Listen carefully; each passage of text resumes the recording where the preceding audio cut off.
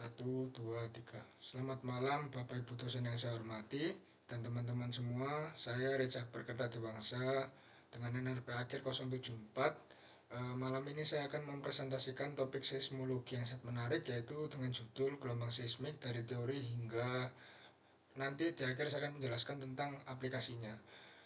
Berkenaan dengan tugas akhir semester mata kuliah seismologi. Oke, kita langsung masuk aja ke outline. Jadi yang pertama, dari pendahuluan, mulai dari nanti saya akan menjelaskan tentang sejarah panjang seismologi, definisi hingga tujuan pembelajaran kita. Dan kedua, dasar teori.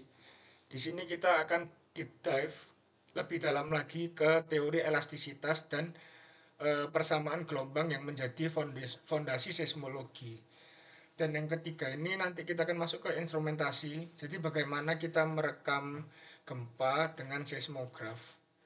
Yang keempat, ada bahas sedikit tentang gempa bumi, yaitu parameter, lokalisasi, dan yang sangat penting adalah focal mechanism solution. Yang kelima, aplikasi seismologi. Ini lebih ke arah section bagaimana teori-teorinya itu diterapkan di dunia nyata.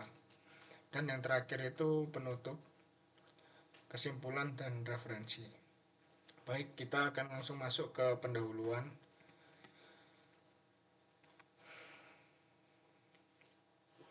Oke. Sejarah seismologi. Di era kuno, sekitar tahun 1000 sebelum Masehi, peradaban Yunani, Romawi, dan Tiongkok sudah mengamati fenomena gempa bumi. Tapi saat itu masih fenomenologis. Mereka hanya observasi tanpa memahami mekanisme fisiknya, dalam arti sifat fisiknya. Gempa itu dulu dianggap sebagai kutukan dewa atau fenomena supernatural.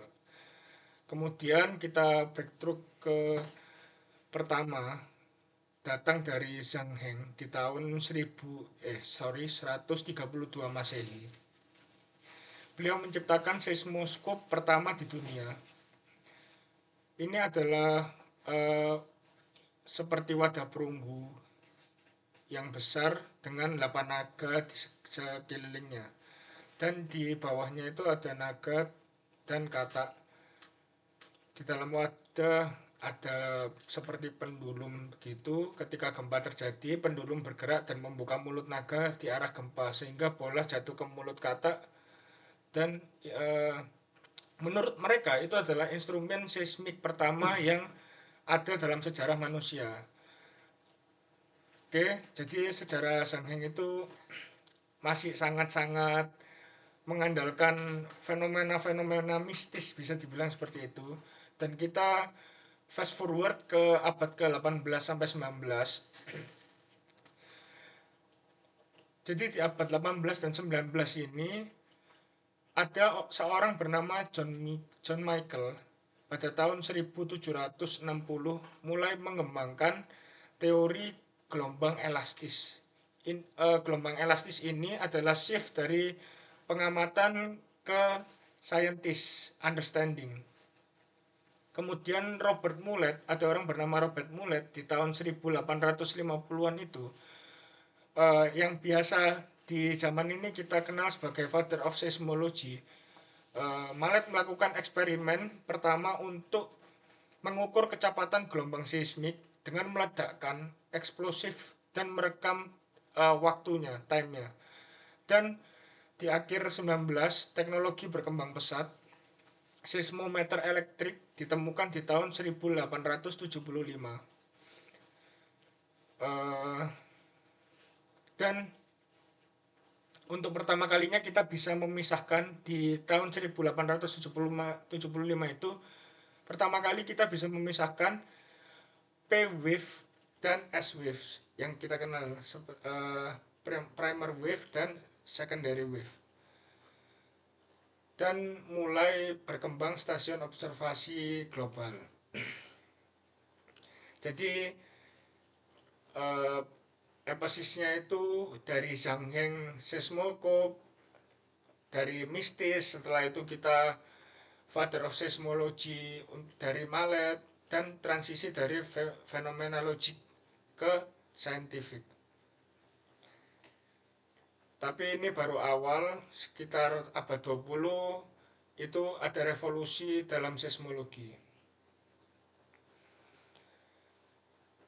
Jadi di abad 20 itu adalah, kita bisa bilang itu adalah golden age untuk seismologi.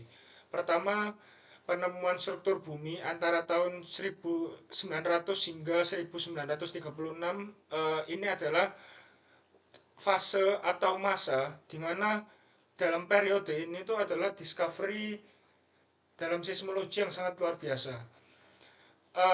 Ada orang bernama Mohorovic di tahun 1909 menemukan core mantle boundary di dalam 2.900 km di bawah permukaan bumi. Ini adalah boundary terdalam yang bisa kita detek. Dan ada seorang bernama Lemhan, dia seorang seismolog wanita Denmark, di tahun 1936 menemukan inner core di kedalaman sekitar 500-1050 km di bawah permukaan bumi. Jadi kita itu menurut Lemhan, seorang seismolog wanita Denmark, dia mengatakan bahwa jika kita punya struktur berlapis, crust, mantle, outer core, inner core, semua itu bisa dianalisis hanya dengan menggunakan gelombang seismik. Setelah itu, di tahun 1960-an dimulailah revolusi plate tektonik, di mana seismologi adalah bukti kunci dari teori ini. Untuk teori ini, earthquake belts yang kita biasa observasi ternyata berada di plate boundaries. Focal mechanism menunjukkan jenis stres di berbagai lokasi. Kemudian focal mechanism menunjukkan stres di Kemudian wanita bernama Wadati Benovov ini menunjukkan geometri subduksi. Lalu di era digital, mulai tahun 1970-an sampai sekarang, digital seismometer memberikan data kualitas yang sangat tinggi. Dan ada lagi contoh network global seperti IRIS dan Geoscope itu dengan ratusan stasiun. Dan masih banyak contoh lagi. Dan kita lihat di era sekarang atau aplikasi modern yang sangat penting, salah satu contohnya itu earthquake early warning seperti SEC alert di California, Inateus di Indonesia, tsunami warning network, nuclear test monitoring untuk CTBT verification, dan tentu saja untuk eksplorasi oil and gas exploration. Dan kita masuk ke slide selanjutnya, yaitu definisi seismologi itu sendiri. Jadi seismologi itu adalah ilmu yang mempelajari gelombang elastik yang merambat melalui bumi, khususnya gelombang yang dihasilkan oleh gempa bumi, ledakan, atau sumber getaran lainnya.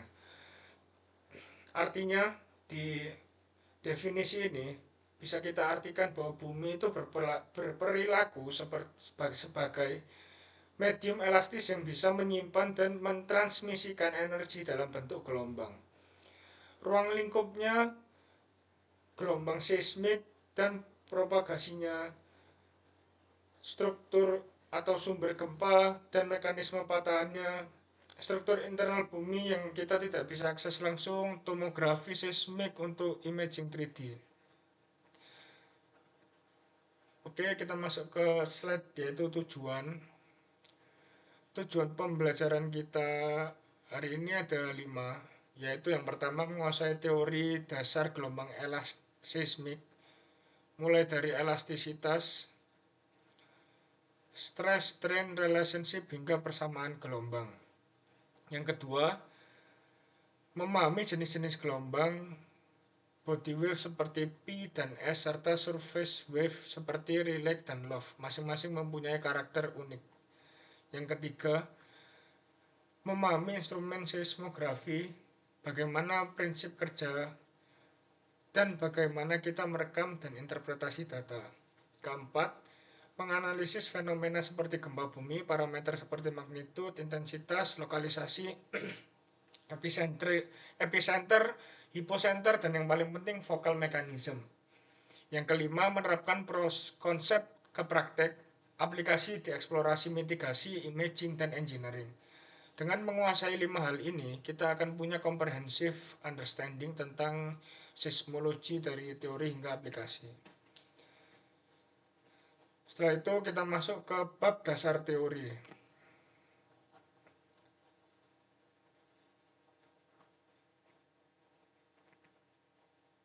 Oke, kita masuk ke teori elastisitas dasar.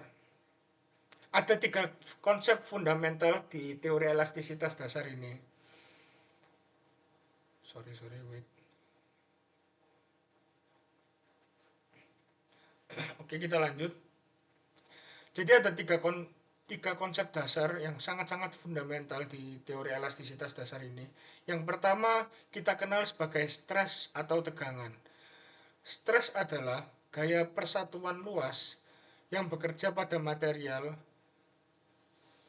dan kita kenal persamaannya sigma equal F per A. Satuannya Pascal. Jadi kita bisa bayangkan ketika kita sedang menekan spons dan tekanan yang Anda berikan adalah stres. Jadi di stres ini bisa kita analogikan bagaimana kita mengukur gaya yang bekerja pada material tersebut. Yang kedua strain atau biasa kita kenal regangan. Strain adalah perubahan bentuk atau ukuran relatif material.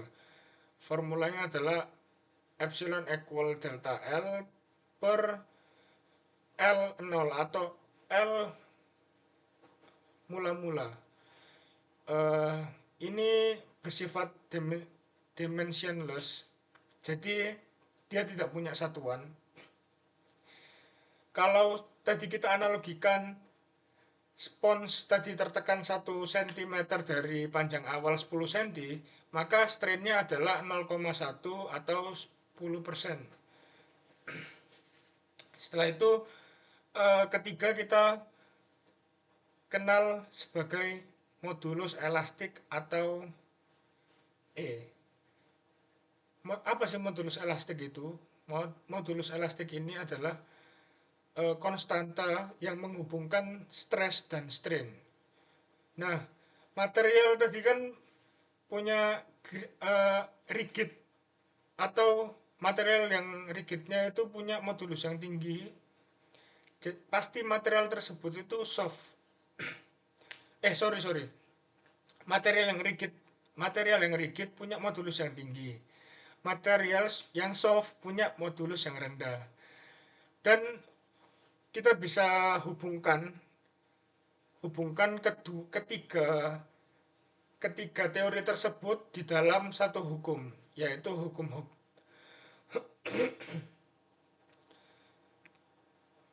Nah, hukum Hooke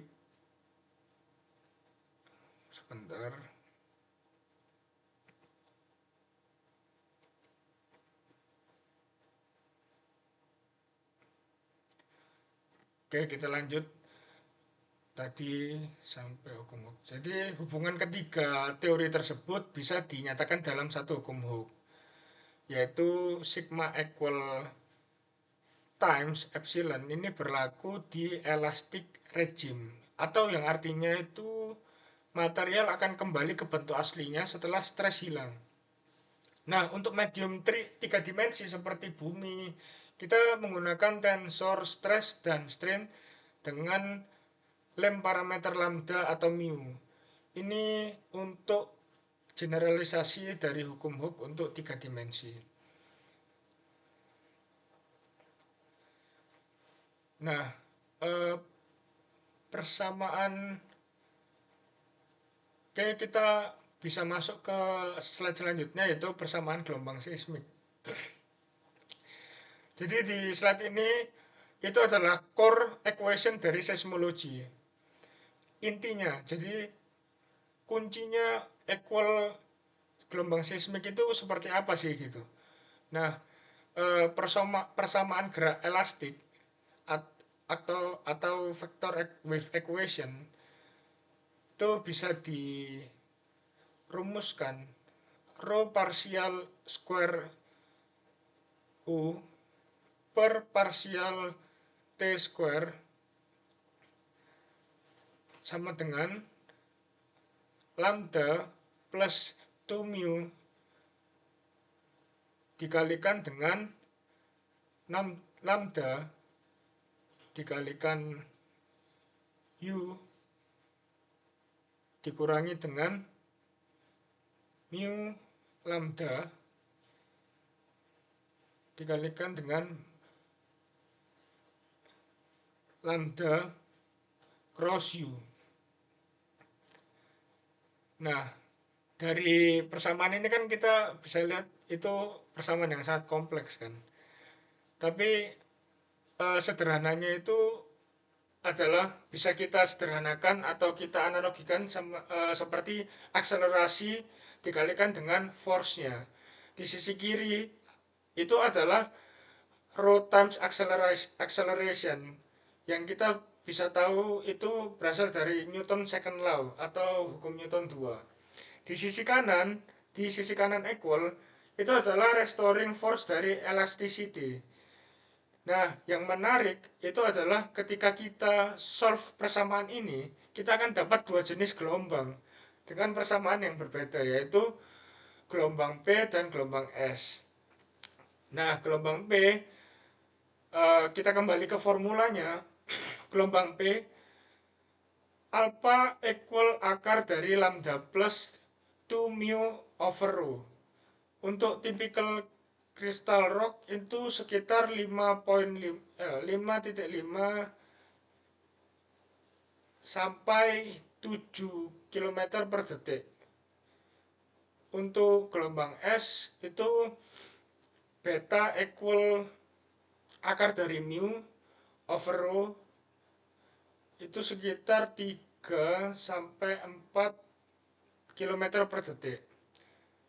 Nah, yang perlu kita selalu ingat bahwa alpha selalu lebih besar dari beta. Jadi rasionya mendekati akar 3 atau sekitar 1,73. Nah, itu adalah fundamental result dari teori elasticity. P wave always arrive first. Jadi P wave itu adalah gelombang pertama datang, gelombang yang selalu awal datang. Jadi kita bisa analogikan itu Newton second law atau hukum Newton 2, F sama dengan ma, yang sangat-sangat basic kita kenal. Tapi untuk continuous medium, untuk medium yang berkelanjutan. Jadi jangan selalu detail ke math-nya, tapi kita selalu bawa ke physical meaning-nya. Persamaan fisiknya gimana, apa sifat fisiknya bagaimana begitu. Dan selanjutnya mari kita karakteristik masing-masing gelombang tadi, yaitu P dan S. Nah, di slide ini gelombang P itu gelombang P ini stands for primary karena ini selalu tiba pertama di stasiun seismik. Jadi karakteristiknya adalah body wave, artinya, nah Ini kita bisa lihat kan, ini adalah body wave, jadi artinya merambat melalui interior bumi. Tipe geraknya longitudinal atau compression dilatation. Bergerak paralel dengan arah rambat seperti akordion dan selingki yang saling tarik menarik. Saling tarik tekan. Kecepatan paling cepat sekitar 6 km per detik. Arrival paling cepat, ini pertama tiba di seismogram. P-wave adalah uh, onset yang pertama kali kita lihat. Amplitudo kecil, relatif kecil, biasanya initial motionnya subtle, dan P-wave ini propagate di padat dan cair. Ini sangat penting karena P-wave ini bisa melewati outer core yang liquid. Seperti kita tahu, ini formulanya itu kita nggak usah terlalu dalam membahas tentang matematiknya. Jadi saya bahas sedikit aja. Formula kecepatannya melibatkan bulk modulus, dan ini adalah resistance terhadap volumetric compression. Maka P-wave ini bisa melalui fluida karena fluida punya modulus. Yang kita tahu dia punya bulk modulus. Selanjutnya kita langsung aja ke gelombang kedua, yaitu secondary wave. Karakteristiknya sangat berbeda, kita bisa lihat melalui gambar ini animasinya. Ini juga body wave tapi geraknya transversal atau shear. Partikel bergerak perpendicular, tegak lurus dengan arah rambat seperti tali yang digoyangkan up down. Dia akan membentuk seperti gelombang-gelombang. Kalau yang tadi kita tahu gelombang P seperti ditarik dan bentuknya rigid atau hanya kotak. Kalau ini kita bisa lihat ada gelombang yang dibentuk, atau yang tadi saya bilang seperti tali yang digoyangkan up down. Kecepatannya lebih lambat dari P wave, sekitar 3,5 km per detik. Arrivalnya kedua setelah P wave, amplitudo lebih besar dari P. Jadi ini yang bikin secondary wave lebih destruktif. Ground shaking-nya yang kita rasakan itu seperti gempa, dan S-wave ini tidak bisa propagate di fluids, hanya di solid aja, solid material. Kira-kira kenapa kok tidak bisa dia merambat di material yang solid? Kenapa dia tidak bisa propagate di fluids? Karena S-wave ini shear wave dan fluid itu tidak punya shear modulus. Jadi si fluid ini nggak bisa support shear stressnya. Jadi ini adalah bukti bahwa outer core itu liquid karena kita observe S-wave shadow zone, area di bumi yang tidak menerima direct S-wave karena diblok oleh liquid outer core. Jadi ini yang paling bisa membuktikan, atau disinilah proving in geofisiknya. Ya, yang harus kita benar-benar ingat adalah bahwa gelombang es ini adalah analoginya tali yang digoyangkan untuk transversal motion. Selanjutnya kita bandingkan kedua gelombang ini secara sistematisnya. Di slide ini kita bisa lihat ada perbandingan yang sangat useful untuk reference. Kita bisa lihat untuk yang tipe P ini longitudinal compression dan S itu transversal shear. Nah, kita bisa lihat di kecepatan P itu untuk longitudinal compression dan S itu untuk transversal shear-nya. Setelah itu kita lihat kecepatan P sekitar 6 km per second dan gelombang S secondary wave itu sekitar 3,5 km per second. Rasionya mendekati sekitar 1,73 waktu tibanya. P pertama Dan S kedua, selisih waktu tiba ini, SP time, itu yang kita gunakan untuk menghitung jarak epicenter. Amplitudo P kecil, S besar, maka S wave itu lebih merusak. Medium, kita bisa lihat ini yang paling penting, P bisa melewat solid dan cair, dan S itu hanya lewat material yang solid.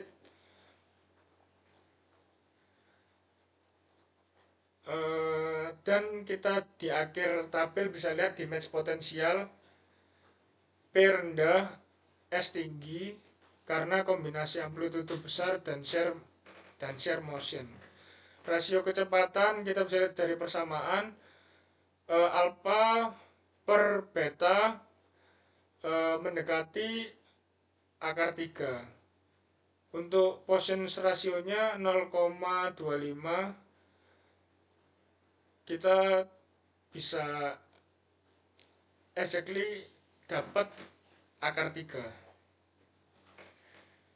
Nah, selain body wave, itu juga ada surface wave.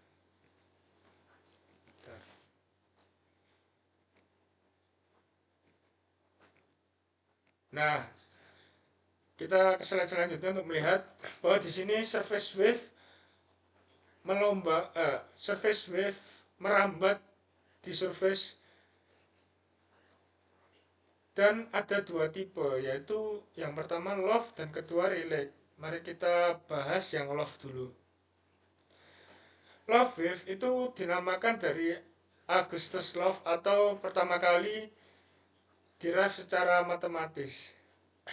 Ini adalah gambaran dari surface wave, bisa kita lihat di animasi gambarnya. Tapi sebenarnya itu adalah pure shear wave, atau gerak secara horizontal, tegak lurus, arah rambat, seperti ular yang sedang merayap, seperti itu. Tapi secara horizontal ini. Kecepatannya sedikit lebih lambat dari relax, sekitar 2,9 km per second. Amplitudonya sangat besar. Ini adalah salah satu paling destruktif. Dan kondisinya itu low wave memerlukan layering. Jadi harus ada lapisan dengan ada lapisan yang berbeda. Nah, wave terperangkap di layer yang lebih soft, dispersinya sangat dispersif ya. Artinya kecepatan tergantung dari frekuensi, periode panjang, travel faster. Low wave ini penting untuk survei wave tomografi karena dispersinya memberikan informasi tentang struktur vertikal. Dan survei kita ke slide selanjutnya, yaitu tentang survei wave yang kedua, yang paling ikonik, yang paling kita tahu, yaitu relief wave. Ini adalah survei wave yang paling ikonik dan yang paling merusak. Dia punya karakteristik, yaitu tipe surface wave ini kombinasi dari P dan S motion, gerak epileptic retrograde, partikel bergerak dalam elips dan arahnya backward retrograde. Bayangkan rolling motion yang backward, seperti roda yang sedang berputar mundur di atas surface. Kecepatannya mendekati 0,9 kali dibanding dengan mendekati 0,9 kali Vs. Jadi sekitar 3 km per second. Amplitudonya sangat besar. Ini adalah most destructive wave. Penetrasinya penetrasinya, energi terkonsentrasi near surface mendekati sampai dengan 1 wavelength depth. Jadi kalau wavelength 10 kilo, energi terkonsentrasinya di top 10 km. Nah, dispersif, kecepatan tergantung frekuensi. Formulanya bisa kita lihat, relax mendekati 0,92 dikalikan dengan beta untuk Poisson's ratio 0,25. Nah, relax wave ini mirip dengan ocean wave karena punya rolling motion. Dan karena amplitude yang sangat besar retrograde motion, ini yang paling merusak untuk building. Ini adalah dominant motion yang kita rasakan saat gempa di far distance dari epicenter. Nah, selanjutnya, kan kita udah tahu ini teorinya. Jadi, bagaimana kita merekam semua ini, merekam yang gelombang-gelombang tadi saya jelaskan. Nah, kita masuk ke yaitu instrumentasi. Ini adalah seismograf. Jadi prinsip kerjanya bagaimana? Nah, seismograf ini, saya jelaskan dulu ya, apa itu seismograf dan bagaimana cara kerjanya. Jadi seismograf ini adalah alat untuk merekam gerakan tanah akibat gempa bumi. Prinsip kerjanya based on inertia, komponen utamanya ada 3, massa, pegas, dan damper. Massa, inner massa cenderung stay stationary, pegas menahan massa dari spring constant K, damper atau C, peredam gerak untuk prevent oscillation. Biasanya critical damping dengan H mendekati 0,7. Prinsip inersianya adalah ketika tanah bergerak karena gelombang seismik, massa cenderung tetap stasioner karena inersianya. Kita ingat lagi hukum Newton 1, objeknya diam. Tapi relatif terhadap tanah yang bergerak, massa ini terlihat bergerak berlawanan arah. Jadi kalau tanah bergerak up, massa terlihat bergerak down, relatif ke tanah. Gerakan relatif ini bisa kita rekam, bisa mechanically dengan pen di drum paper. Jadi ketika kita taruh pen di drum paper, itu dia akan bergerak, atau electrically dengan coil di magnetic field, atau kita bisa di modern dengan capacitive transducer. Equation of motion, mz double dot plus cz dot plus kz equal minus mu ground double dot. Apa sih itu? Sepertinya ribet ya, tapi saya jelaskan satu-satu. Sisi kiri adalah force dari massa, sisi kanan adalah ground acceleration. Natural frequency omega 0 equal akar K over M. Untuk record faithfully, kita desain seismometer dengan natural period lebih lama dari wave yang kita mau record. Nah, selanjutnya kita masuk ke slide seismogram dan interpretasinya. Jadi seismogram itu adalah rekaman gerakan tanah yang atau versus dengan waktu. Di zaman yang modern ini seismogram punya 3 komponen atau channel, yaitu komponen Z vertikal, N north, dan E east. Yang Z ini untuk merekam gerakan naik turun, ini base untuk P wave. Yang N ini untuk gerakan gerakan utara ke selatan, dan yang ini adalah gerakan dari timur ke barat. Kenapa 3 komponen? Karena ground motion adalah vektor, punya magnitude dan direction. Dengan 3 komponen kita bisa rekonstruk atau membangun ulang atau menginterpretasikan full bentuk 3D-nya. Cara pembacaan atau interpretasi seismograf itu yang pertama identifikasi arrival time-nya, P dan S wave. P arrival adalah onset pertama, biasanya subtle, kadang impulsif. S arrival biasanya lebih clear dengan amplitudo lebih besar. Yang kedua, ukur amplitudo maksimumnya, ini untuk calculate magnitude. Magnitude reacher ML equal log of amplitude A minus log of standard amplitude A0 at distance delta.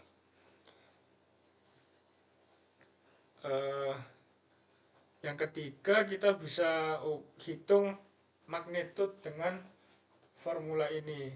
Keempat, kita harus tentukan polaritas, apakah first motion up down. Ini penting untuk focal mechanism solution. Dengan seismogram lebih banyak stasiun, kita bisa lokalisasi gempa dan determinan focal mechanism. Saya ada tips, kalau ada gambar P dan S, sorry, saya ada tips. Jadi ketika kita ingin mengetahui atau menghafal cara-caranya ini, kita pegang kuncinya aja. Jadi yang pertama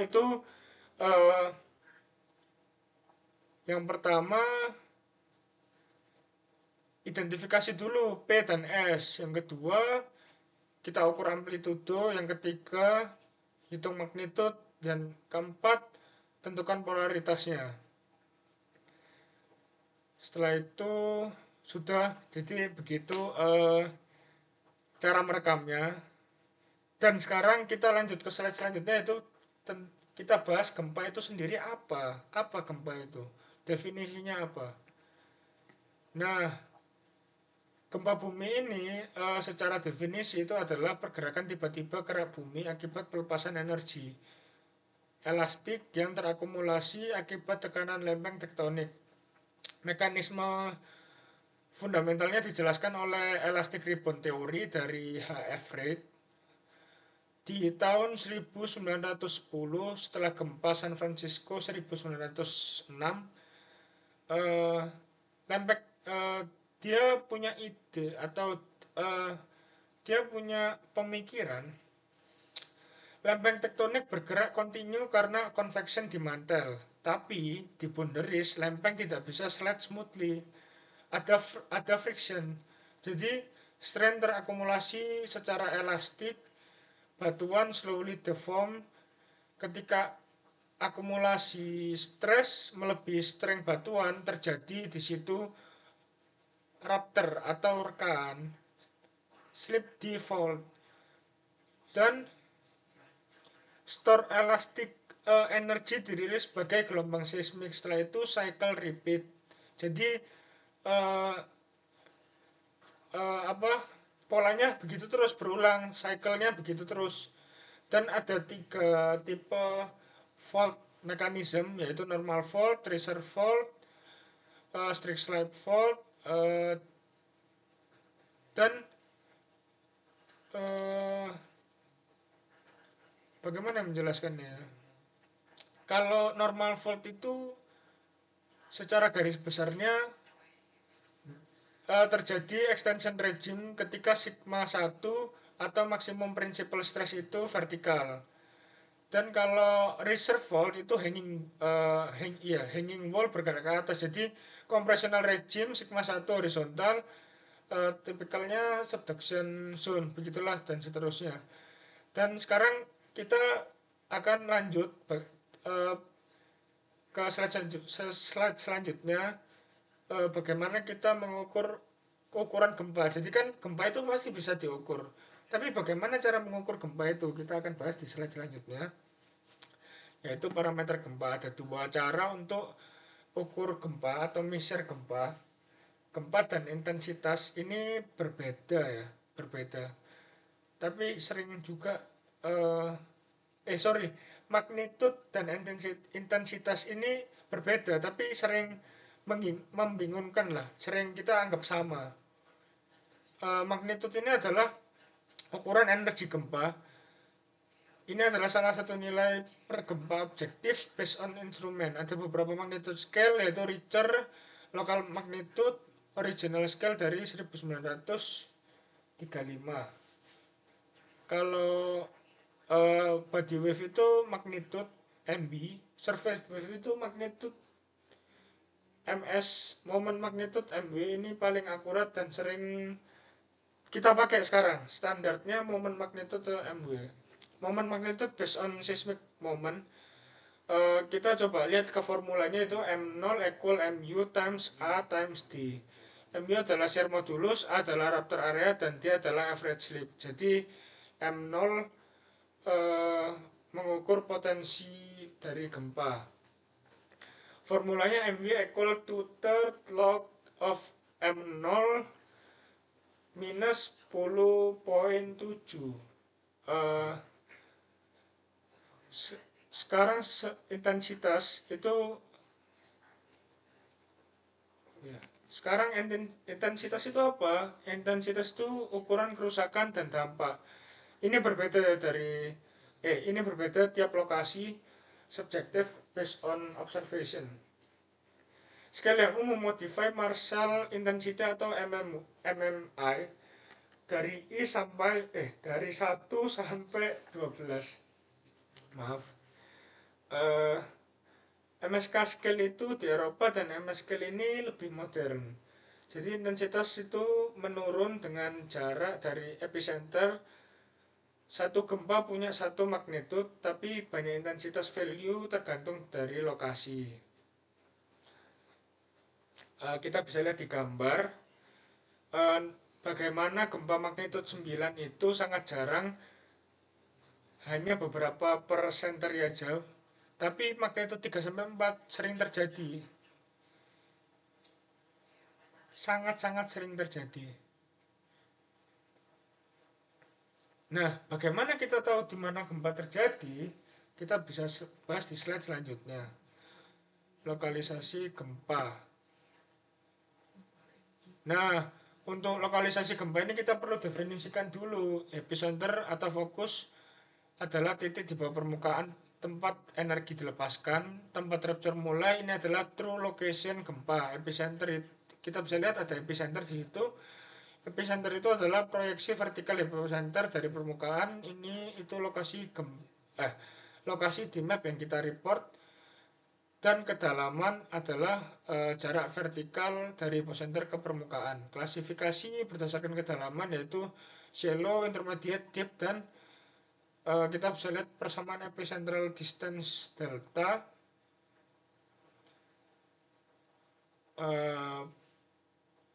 Formulanya itu delta equal D over R Earth times 180 over P. Untuk tipikal gempa regional, delta antara 1 dengan 20 derajat. Untuk teleseismik, delta lebih dari 30 derajat. Nah, sekarang metode untuk lokalisasi ada apa aja, yaitu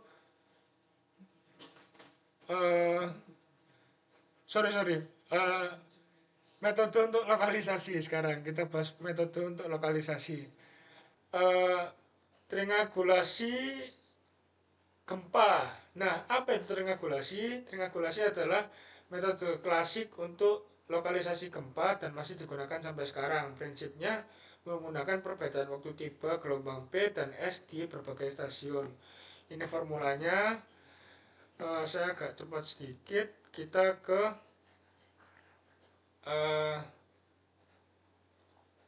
slide selanjutnya yaitu vocal mechanism. Nah, ini saya akan membahas panjang di vocal mechanism.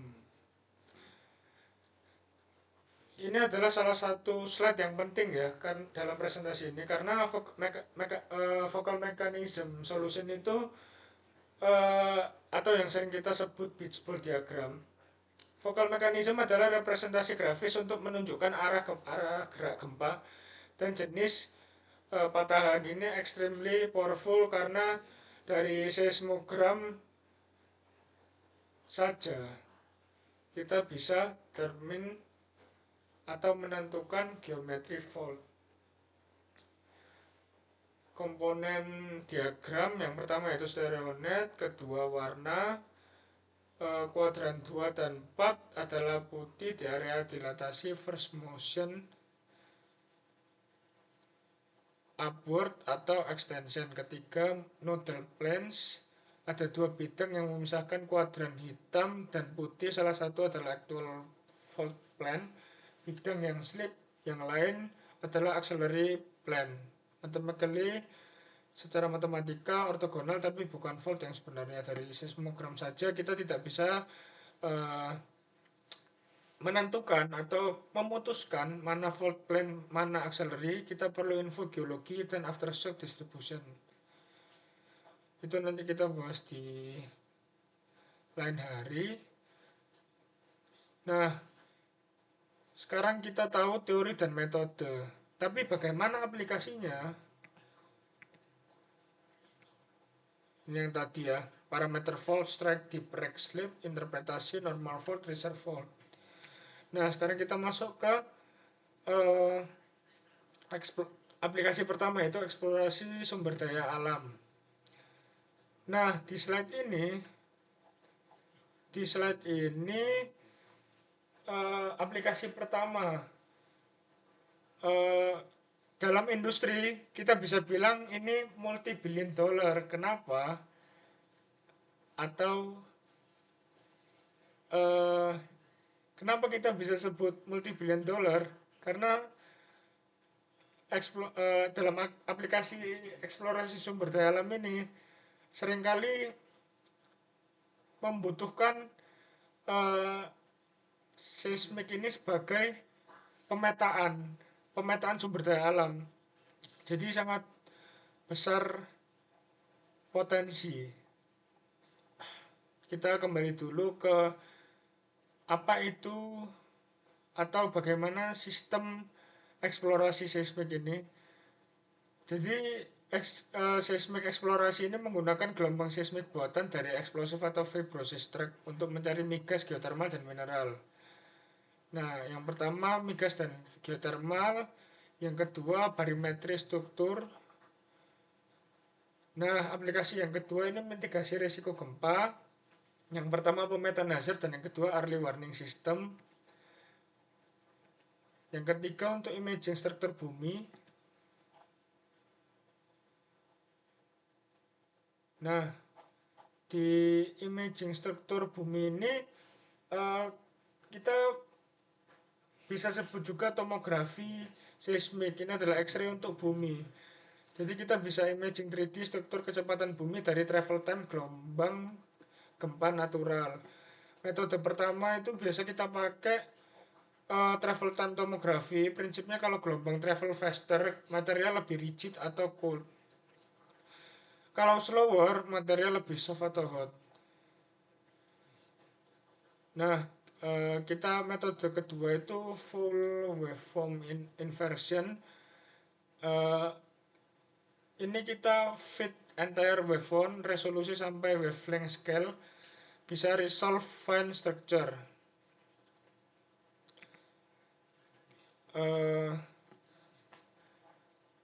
Kita bisa ke next slide, aplikasi keempat untuk monitoring dan forensik. Ini saya kurang paham. Biasanya untuk industri tambang atau konstruksi, kontrol getaran dari blasting untuk minimize damage nearby structure. Untuk bisa untuk deteksi nuklir juga, microseismic monitoring, dan volcanic seismic. Aplikasi kelima bisa untuk seismologi rekayasa. Ada 5 komponen utama: 1 earthquake engineering, 2 karakterisasi site, 3 respon analisis, dan 4 desain spektral. Nah, next slide, kita langsung saja ke studi kasus seismologi di Indonesia. Sekarang kita lihat itu bagaimana sih kok seismologi ini dalam studi kasus di Indonesia. Indonesia itu berada di pertemuan 3 lempeng tektonik besar. Yang pertama Eurasia, Indo-Australia, dan Pasifik Filipina Sea Plate. Convergence rate-nya Indonesia Australia bergerak northward mendekati 6-7 cm per tahun terhadap Eurasia. Ini sangat cepat di geological standard. Indonesia itu juga ring of fire, jadi salah satu negara yang seismis aktif di dunia. Kita punya Sunda Megatrust, one of most active subduction zone, back arc thrusting, strike slip fault, dan aktif volcano lebih dari hampir 127 aktif volcano. Contoh gempa yang signifikan kita perlu learn from yaitu 2004 Aceh earthquake, 2006 Yogyakarta, 2018 Lombok, 2018 juga di Palu. Dan kalau kita lihat peta hazard di Indonesia itu tahun 2017 ada 21.000 earthquake source consider, itu sangat banyak ya. Dan kita bisa gunakan juga New GMPIS Form Indonesia basis untuk SNI tahun 1726 sampai 2019, bisa kita akses di Paskim website. Nah, kita next ke kesimpulan. Jadi mari kita summarize apa yang sudah kita pelajari hari ini. Kesimpulan pertama yaitu gelombang seismik adalah alat fundamental untuk memahami struktur dan dinamika bumi. Tanpa seismologi kita tidak akan tahu struktur internal bumi, dan dari crust sampai dari crust sampai inner core, P-wave, S-wave, surface wave masing-masing memberikan informasi yang berbeda-beda. Kedua, teori dan praktik seismologi based on elastisitas dan persamaan gelombang, persamaan fisiknya, sifat fisiknya, dan dari hukum Hooke hingga vector wave equation. Kita juga tadi mempelajari tentang how to explain propagasi seismik, body wave untuk deep earth imaging, surface wave untuk shallow structure. Ketiga, instrumentasi modern dengan seismograph based on prinsip inersia, kita bisa merekam ground motion dan dengan presisi. 3 komponen seismogram memberikan full 3D information tentang wave motion. Keempat, tadi kita belajar juga tentang parameter gempa bumi, magnitude, intensitas, focal mechanism. Lokalisasi memberikan kita quantify atau understand earthquake dengan SP time, focal mechanism dengan first motion, polarisasi, moment magnitude untuk true size. Yang kelima, tadi kita juga belajar tentang aplikasi seismologi yang sangat luas, eksplorasi untuk find resource, mitigasi untuk reduce risk, imaging untuk understand earth, monitoring untuk track change, dan rekayasa untuk building safely. Di final point kita pelajari juga bagaimana seismologi itu relevan untuk Indonesia sebagai zona seismis aktif, dan Ring of Fire Indonesia need expertise di seismologi untuk disaster reduction. Dan seperti yang kita dengar di akhir-akhir ini, seperti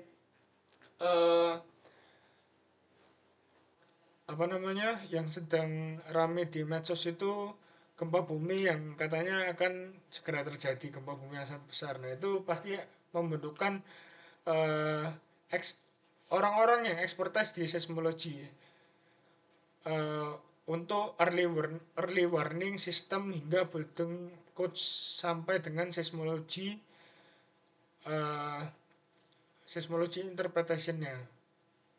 Jadi bisa kita bilang seismologi itu bisa save life kalau kita bisa early warning, atau kita bisa membuat sistem yang early warning untuk hazard, yang untuk bencana. Dan di slide terakhir ini referensi yang saya gunakan ada A.K. Richards share yang berjudul Introduction of Seismology, Lewelles, Stein, Hussein, dan Odysseus. Untuk konteks di Indonesia, paper-paper dari Prof. Irsyam dan tim tentang seismic hazard map 2017 ini publish di Earthquake Spectra Conference Proceeding Earthquake Spectra dan Conference Proceeding. Selanjutnya ada BMKG 2017, USGS Earthquake Hazard Program, dan lainnya.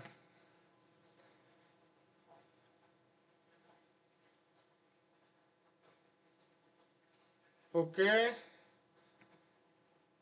nah ini saya ada kata-kata. Seismologi memahami bumi melalui gelombang. The Earth is dynamic planet and seismology is our window to understand its interior. Jadi kita bisa mengetahui bagaimana dinamika planet ini atau bagaimana isi bumi ini dengan kita paham gelombang yang melalui interior tersebut. Sekali lagi saya berterima kasih atas atensinya. Saya berterima kasih kepada Bapak Ibu dosen selaku pembimbing saya. Saya terima kasih kepada Pak Firman selaku dosen seismologi, dan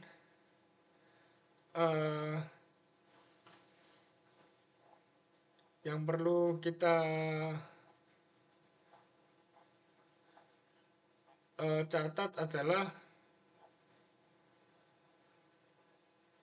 untuk seismologi on hazard ini kita bisa lebih careful dan berwaspada ketika kita tahu apa tanda-tanda yang sudah bumi berikan melalui seismologi ini. Udah, sekian dari saya.